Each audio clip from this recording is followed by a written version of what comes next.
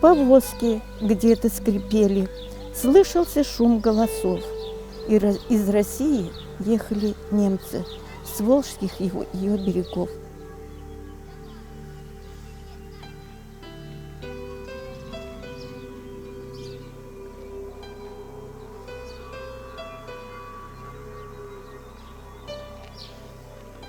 Когда-то выслали предков, все похоронены здесь.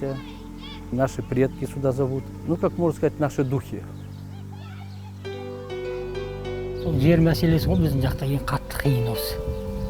Мал қиын болып кетті ғой осы жақ. Там, где держали и 5, и 6, и 10 голов, остались 2-3, вот наполовину люди сбывают.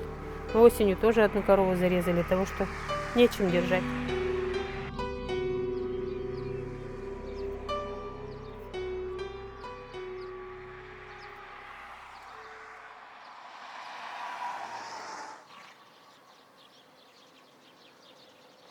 Где-то в 95-м году я здесь проезжал мимо, заехал здесь другу чай попить и так и остался в этом поселке.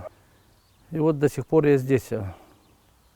Потом какое-то время я уехал в Германию, там пожил. Потом очень сильная ностальгия была. Вернулся опять в этот поселок, потянуло. Вот к этим, к родным местам, можно сказать, потянуло. Ну и было как бы такое желание закончить эту детскую мечту, вот это, создать этот бизнес на дороге. Трасса такая оживленная, где-то, наверное, до 7 тысяч, я думаю, где-то 5-7 тысяч машин проходит здесь в сутки. Работать можно, но надо создавать везде условия. Туалеты, души, чтобы человек попал сюда, ничем не отличалось. Что Казахстан, что Германия, это было, все было примерно одинаково. Я думаю, мы к этому придем, рано или поздно это все будет. И в Казахстане у нас будет. Вот здесь кормим. Здесь кормим.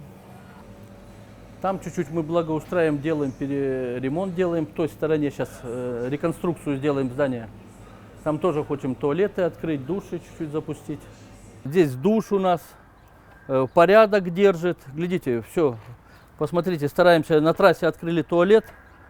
Вот благодаря этому человеку, глядите, мы покажем вам, зайдем. Вот такой у нас душ, кто хочет помыться. Женский пару отделов сделали. А здесь мужской туалет. Ну вот вода, маленький такой напорик у нас. Вот с водой надо, поэтому с водой проблемы, что водички чуть не хватает, но вода доходит.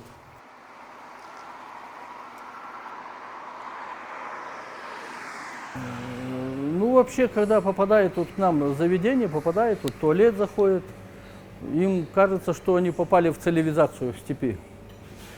Здесь, говорит, степь кругом, как будто в цивилизацию попали. Поэтому я говорю, условия можно везде создать. Эта трасса как шелковый путь, наверное, так и останется. Основной. Я думаю, здесь когда-то будет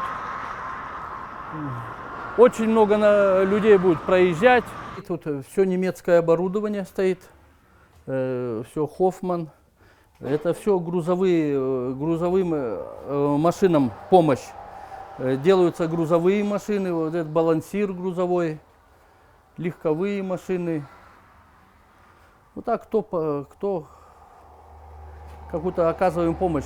Кто-то в дороге, кто-то колесо спустило, кому-то чуть-чуть масла не хватает, тоже антифриз. Ну, такая как маленькая мастерская на дороге.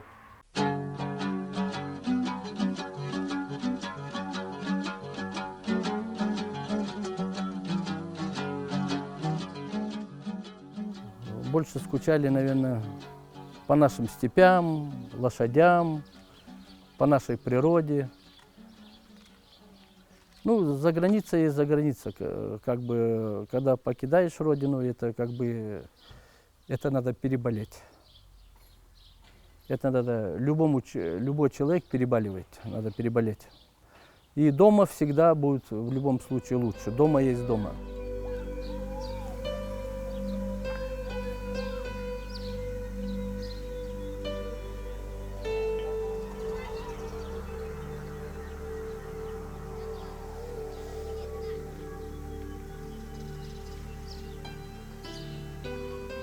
Оно в жизни как? Как это сосна? Вот мы ее посадили, она пустила здесь корни. И вот вся уникальность в этом. Стоит нам ее выдернуть отсюда, она погибнет, правильно? Так и люди, наверное.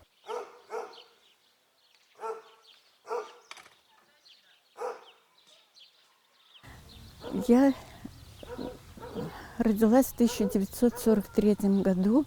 Мне 79 лет исполнилось.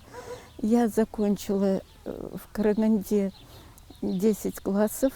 Потом заочно я училась в Саранском педучилище. Ну, приехала я сюда в 1960 году. Вот я начала здесь с 10 классами, начала работать. Закончила школу и приехала сюда. Я всегда мечтала быть учительницей. И поэтому в селе было население все немецкое.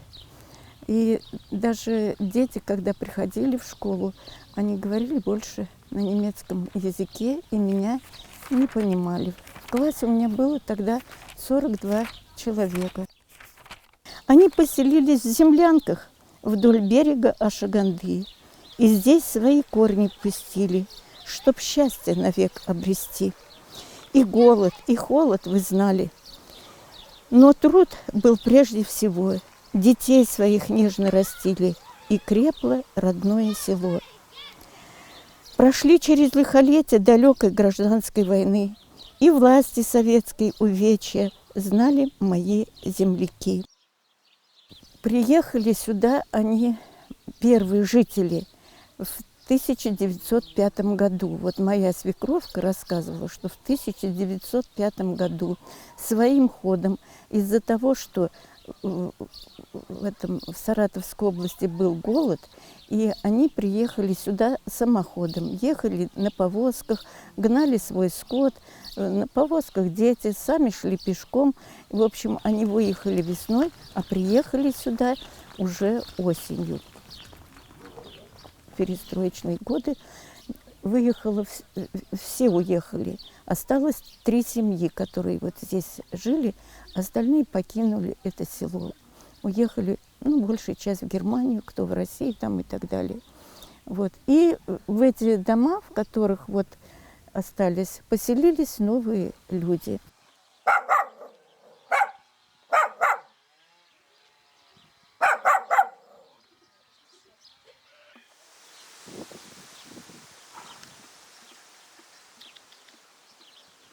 Осы көшіп келгеніміз осы жерге ошағандыға 10 жыл болды.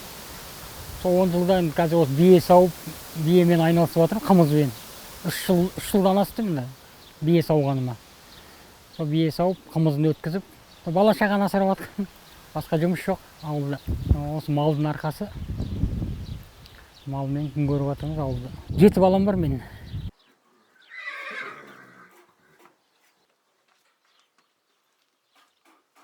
Әке-шешем қой баққан адам бәленбай жыл. Мен өзім оқу бітіргеннен кейін жылқы бақтым да, осы Амантау совхозында 7 жыл жылқы бақтым. Сол кезде жылқы баққан кезде осы бие сауып, сонымен айналысып жүрміз. Қымыз өтеді енді. Жай-жайдан осылай қалаға, Астанаға жіберіп тұрам, алып тұрады осылай. Қымыз. Мамамыз қайттан мына шелекке бүйтіп.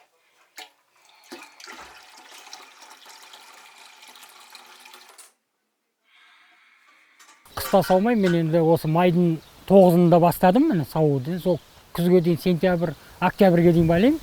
Октябрьде же босатам, өйткені құлындар қысқа құлындар түседі ғой. Қысқа түскен жақсы су керек та мал.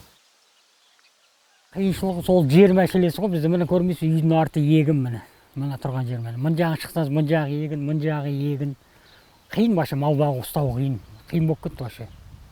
Мал ұстау.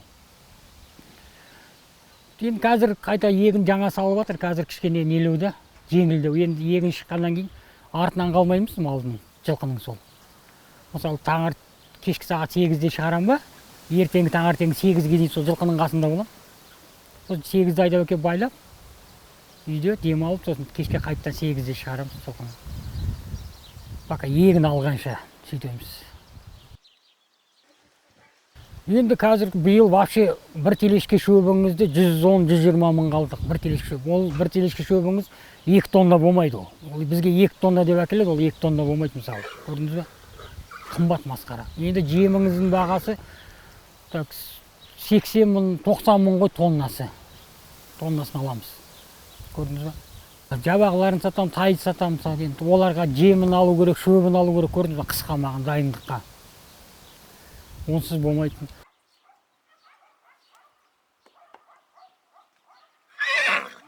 Ауылдың маңайынан егін деген мысалы 6-7-8 шақырым жерде болу керек қой мысалы. Былай қарасаң. А бізде үйдің іргесінде тұр егін мысалы. Ол мысалы мұндай жерде егін салуға болмайды ғой, мысалы былай қарап отырсаңыз өзіңіз. А оларға айтса, олар нетпейді. Сол жер мәселесі ғой бұл жерде қиын. Жер мәселесі. Жер тар, мал бағылмайды вообще. Переехали мы сюда в 1992 году. До этого жили в Нуринском районе, совхоз Парижской коммуны. Замуж вышла, туда уехали, там мы 8 лет прожили. Потом от того, что далеко от родственников, сюда поближе переехали. Туда вот много уезжало как раз в то время, в Германию люди уезжали. И мы вот переехали сюда поближе. Дети тут, дети родились у нас там, в Нуринском районе, а здесь школу закончили, 2 сына у нас. Один сын в России, в Липецке живет, второй в Астане. У каждого своя семья уже. Мы вот остались вот тут, живем уже столько лет. Пока работа была, работали. Сейчас вот работы-то нет такой вот. Муж еще работает, а я на хозяйстве дома. Хозяйство, огороды. Так вот живем потихоньку.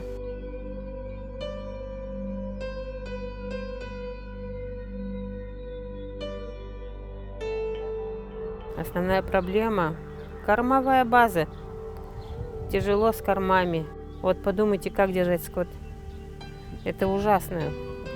И хотелось бы держать, в совхозе живет возможность, но ее нету возможности. От того, что скот вот так тяжело держать.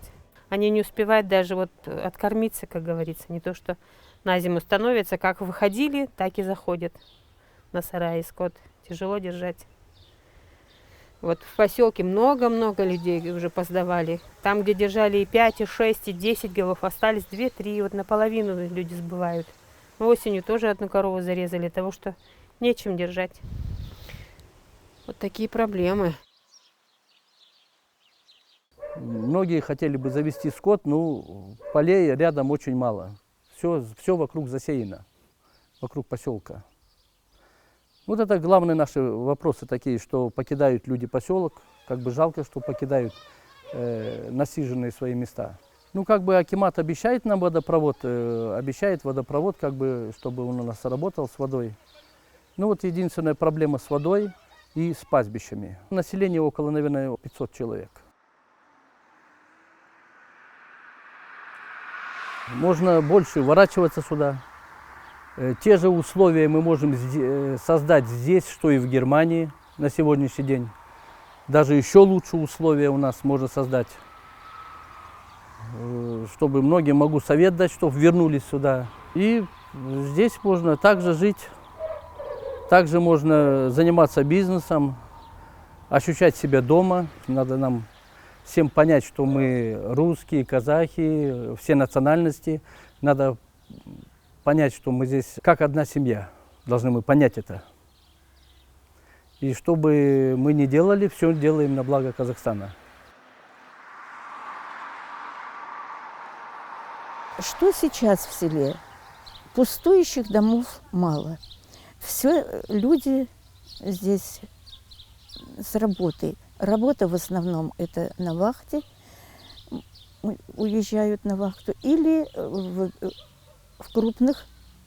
у крупных предпринимателей. Всегда что-то трудное, оно же приподнимает дух народа, правильно? Ну вот, например, у меня никогда не было своего огорода. А когда началась перестройка, все взялись за огороды и так далее, все. И стало село обживаться уже сейчас. Сказать, что вот наше село бедное, я не могу. Сегодня все кто-то кого-то хает, а работать фактически мы сами не хотим работать. Мы только ищем крайних кого-то на стороне. Тот плохой, тот. Мы ищем лучшей жизни, а сами ничего не хотим делать для этого. Не надо унывать, надо делать, надо создавать условия. Через 20-30 лет все будет нормально. Я говорю, мы можем здесь создать условия, не живя в Германии, куда-то дальше уезжать, дальше. В любом случае мы там чужие. В любую страну мы едем, там мы тоже чужие. В любую страну сегодня поедем, мы там никто. Мы там беженцы, можно сказать. Надо жить дома все равно, надо жить там, где ты родился. Родное село, нет на карте тебя, ты затерялась в степи и тянешься вдаль по просторам родным вдоль берега Ашаганды.